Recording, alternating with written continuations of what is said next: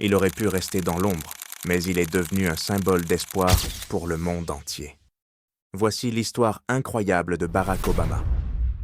4 août 1961. Sous le soleil d'Hawaï, un enfant naît. Son nom, Barack Hussein Obama. Son prénom signifie « béni » en swahili. Fils d'un père kényan et d'une mère américaine, il porte en lui 2 continents, 2 mondes. Mais son enfance n'est pas un conte de fées. À seulement 2 ans, ses parents se séparent.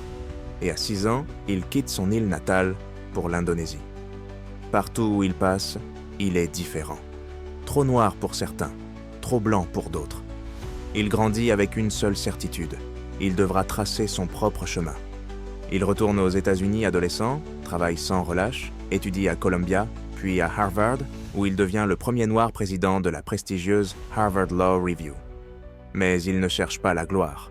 Il retourne sur le terrain, dans les quartiers pauvres de Chicago. Là, au cœur de la misère, il apprend à écouter, à rassembler, à croire en la force du nous. Là, il trouve sa voie. Et un jour, il ose un rêve fou, changer l'Amérique. En 2008, dans un pays fracturé par la guerre et la crise, il lève les foules. « Yes, we can », répète-t-il. « Oui, nous le pouvons ». Contre toutes les attentes, contre des siècles d'histoire lourde et douloureuse, Barack Obama devient le premier président noir des États-Unis. Il a alors 47 ans. Mais la victoire n'est que le début.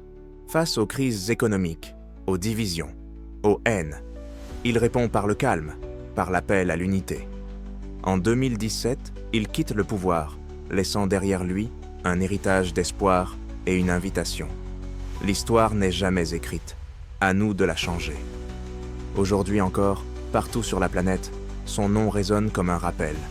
Qu'aucun rêve n'est trop grand, que chaque voix compte, que le changement est possible. Barack Obama, un homme, une inspiration, un symbole que le temps n'effacera jamais.